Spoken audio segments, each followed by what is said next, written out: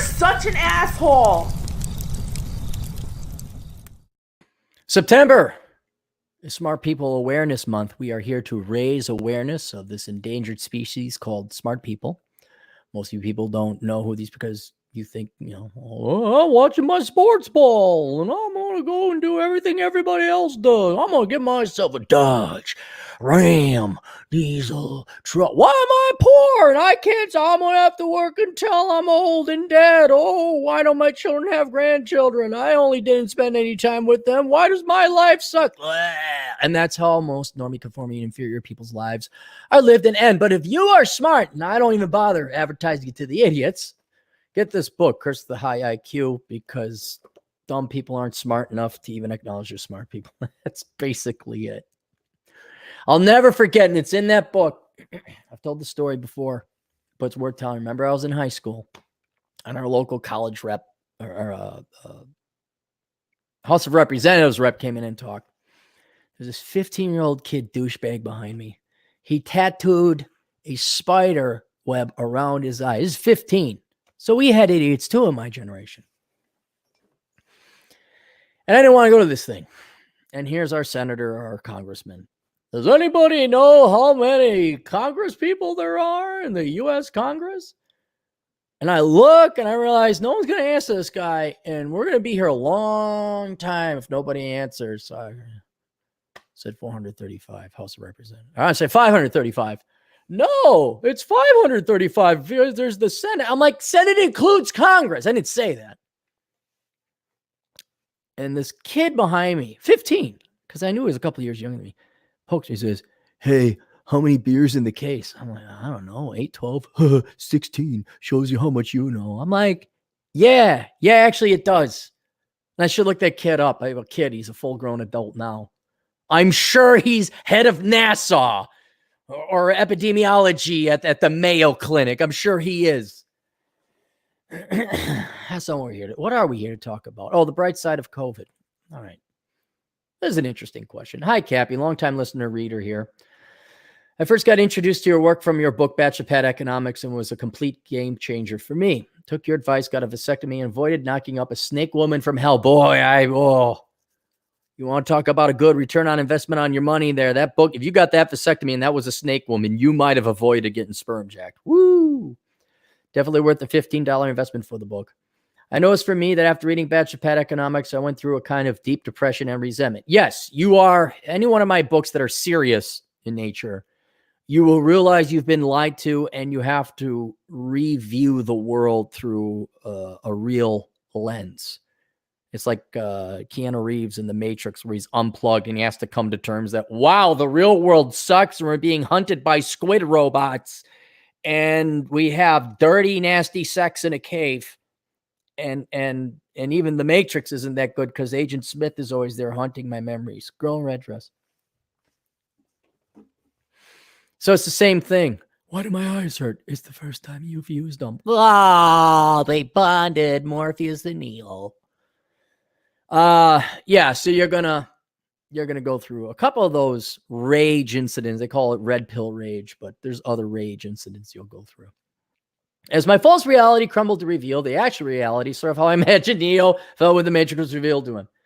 But after a while, I began to accept this new reality and see the immense opportunities that lay within, such as greatly reduced finances, minimalism, and being much more aware when dating women.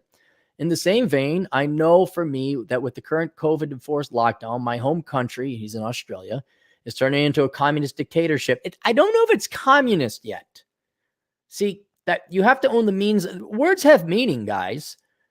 Just because the Antifa misuses and completely abuses the word fascist and anti-fascist doesn't mean we have, it's not a communist dictatorship yet. People voted those people in, didn't they?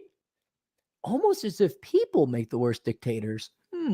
Like narking on people. They said this on the internet, get him fired. Ain't no government agent ever went to an employee of mine or employer of mine said, Aaron Clary said X, Y, and Z on the internet. You should fire. Not one government agent. Not one. I'm sure a bunch of people have, though. Citizens. So you don't have a dictatorship. You have an oppressive government elected by an oppressive, self-loathing, self-hating people. And until I either jack up taxes to 100% or the government takes over ownership of things. You don't have a communist dictator police state. And at first, this got me down, like really down. But then I started accepting what it is and realized there may be some awesome opportunities to this. I was just wondering if you could share from your perspective what you see as some of the good things that will come of this. Some that I see that maybe you could touch on include socialists getting a taste of what they've been preaching and changing their ways. Super doubtful, but they can. No. The socialists will not change their ways. Nope. They won't. I've seen socialists let their children die and forgive the people that killed them because they just want to see so woke. Look up Amy Beal, Biehl. Some of the more modern and progressive parents who are vegan, a couple kids have died now because their parents love their ideology and politics of being vegan. Their egos more than they love their children. I've seen teachers who have children force their kids to go to the public schools, even though they're crappy public schools, because they wanted their kids to force diversity on them. Not a good education. And you will see Minneapolis vote Democrat, even though leftists destroyed their own leftists. They're freaking neighbors. Their neighbors' businesses and buildings, and they're all left. They're all Democrats. Disproportionately immigrant communities. I might just want to point it for our new American friends who arrived here recently or in the past 10 years. Maybe you're voting for the wrong party, but keep voting Democrat. Hope they don't burn down your falafel shop. Oh, you do want gun rights now, do you? Oh, that's very interesting. That is very interesting. They will get a taste of what they've been preaching, but they already have that. Not because they've gotten socialism, although you could argue some people have. You look at people that are on welfare. You could look at people that collect, that win the lottery. If they're poor, that money's gone. You could give people all the money in the world. If they're dumb, they will squander it because people are stupid. More so, they're lazy. And so socialists, you don't want to trade spot. They're not, okay, they're winning in some sense, but you don't want to be a socialist. What's that like every day waking up and hating whatever group of people the Democrats and media told you to hate because it's their fault you suck, or you had more children than you could afford, or you majored in sociology and got a master's degree in women's studies? What's it like being a woman who you actually think men are sexist? I'm sorry, there's so many is and isms. Because you don't want to have sex with a fat chick. And she's going to get, and she actually thinks she's going to change male biology to get you men to like fat chicks. Okay. They're poor. They're not intelligent. Their friends aren't intelligent.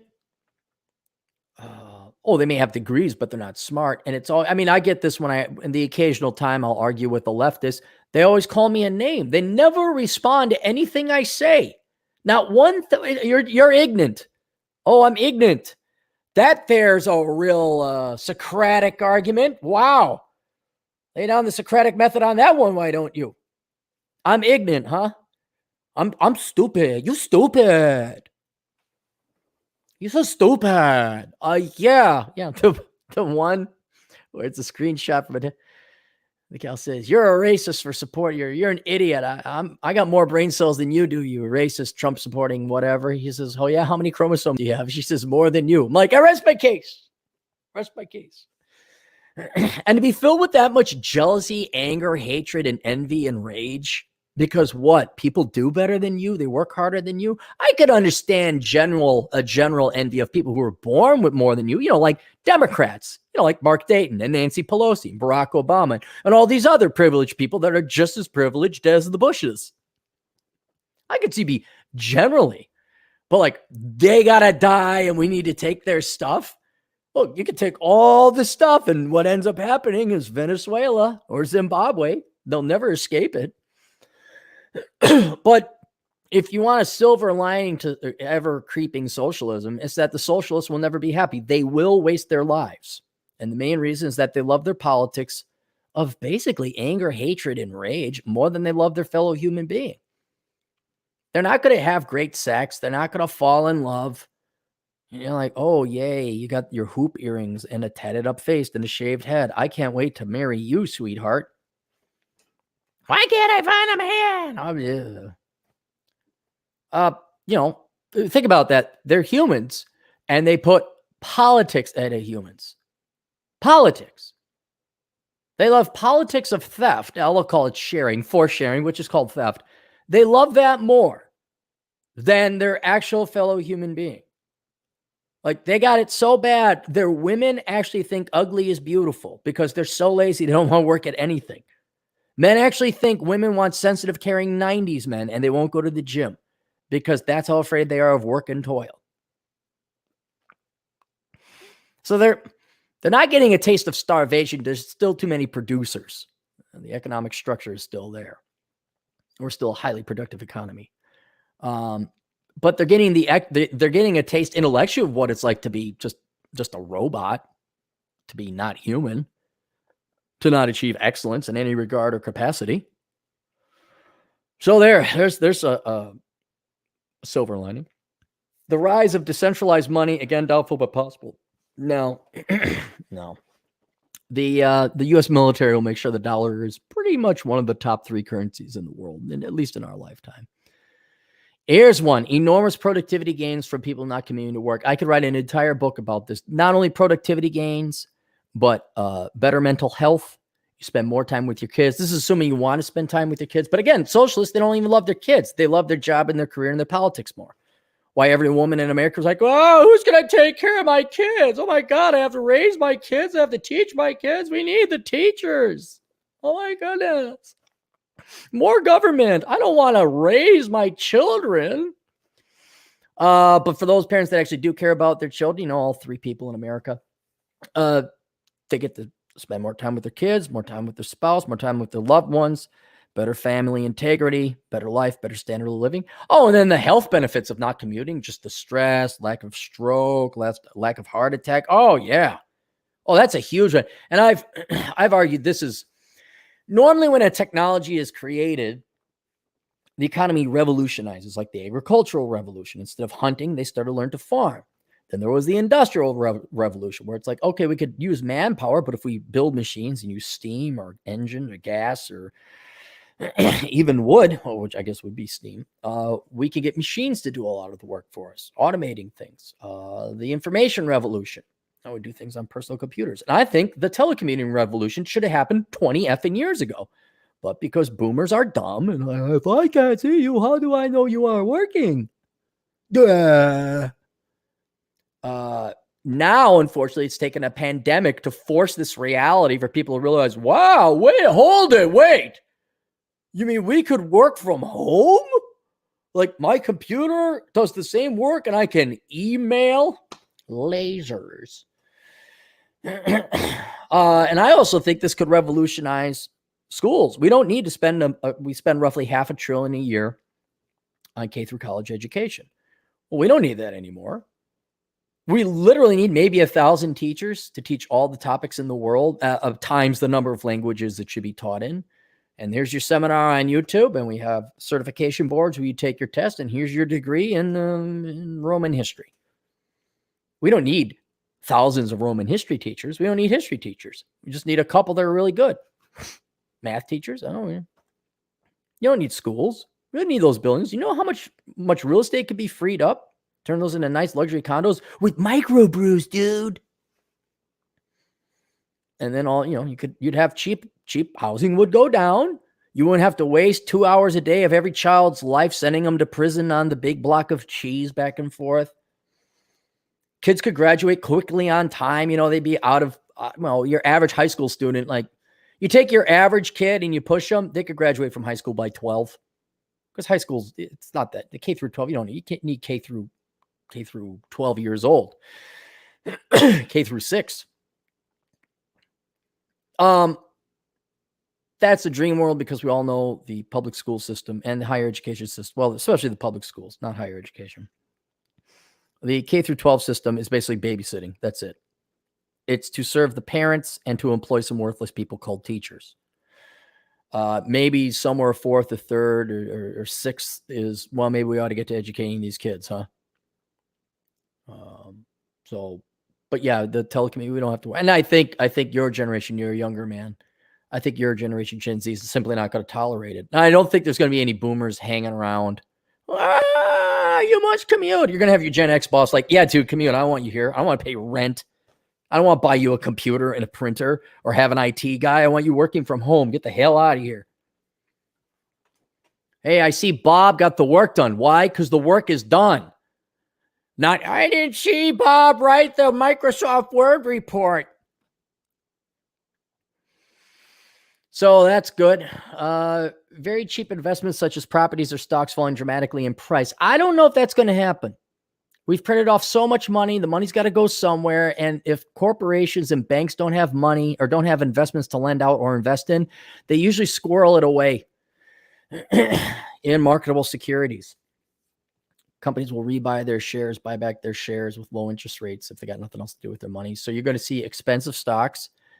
You're going to see expensive property.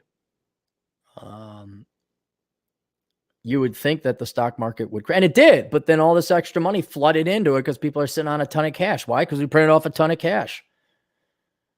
So I don't think very cheap. Now, adjusted for inflation, they're very cheap, sure. But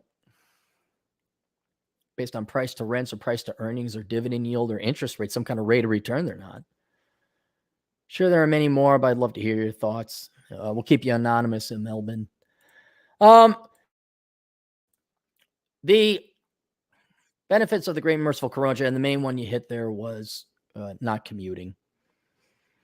I'm thinking maybe this might trigger also a philosophical renaissance among Americans' minds or the world's minds, where it's like, oh, wait, I can do this work from home. What else can I do from home? I think it's going to advance and push what I like to call the 1099 superior race. I think most people are going to become hired guns as opposed to employees because now we're one step closer. Well, I don't have to come into work. Well, then are you really an employee anymore? Like the mentality of like, oh, you need to come to this physical place and be at this part and we got to go to meetings. And it's like, nah, I'm working from home. Nah, I'm not going to your meeting about diversity quotas and how rich man bad. I'm not going to that. I think it'll teach people like, well, I don't have to commute. It's opening up people's eyes like the Truman Show. You mean it's all fake? I never had to commute these past 30 years. And it's going to take a generation, I think, slowly, because right now we've been raised to not want to raise our children. So parents today just frankly don't like their kids and they want their kids to go away. So not now, but the younger generation, or certainly the work people who work, employees, are like, wait a minute. There is an alternative life. I don't have to commute. Matter of fact, I'm going to apply for jobs where I only can commute. And once I hope that becomes entitled, like if I don't have to commute, I'm not commuting. And I hope no matter what unemployment rates are, is that, one thing, again, I'll say it about the millennials, at least they're not going to tolerate unacceptable working conditions. Why would I'm not going to work there. No. Well, why can't I find reliable employees? And I've always told this, well, why don't you pay more? I just see people freeing up a lot of time. If we eliminate, you're going to lower transportation budget for our states and counties. But mainly you got more free time. You can work from home. Remember, I don't know, was it Back to the Future 2 or 3 where his Japanese boss calls him on the internet? That's now. That's the one. We didn't get the hoverboards, but we got that. You can have your boss yelling at you on the internet now. What else? I know I've gotten in a lot better shape. I've lost weight because there's more time to work out. Yeah, that's about it. I think you're stretching though with decentralized money. Socialists getting it? No, they're not. They're already suffering. I don't know. There'd be a world of hobbies. All right, what we got for comments? Chad Elkins in the house. Lately, he's been having problems. You know what those are? Problems. Nonstop trade, $2. What will the 2 million education majors do? Apparently, it's only 149,000. I thought there were millions.